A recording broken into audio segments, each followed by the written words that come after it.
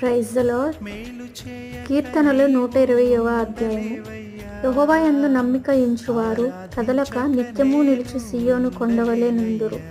యెరూషలేము చుట్టూ పర్వతములున్నట్లు యెహోవా ఇది మొదలుకొని నిత్యము తన ప్రజల చుట్టూ ఉండును.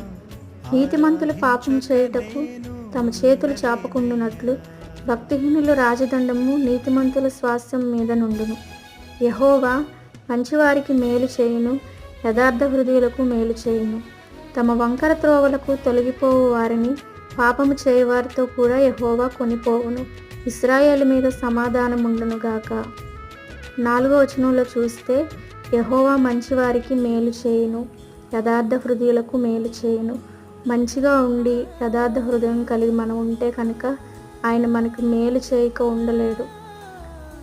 మనం ఆయనను ఆరాధించక ఉండలేమన్నమాట. Praise the lord.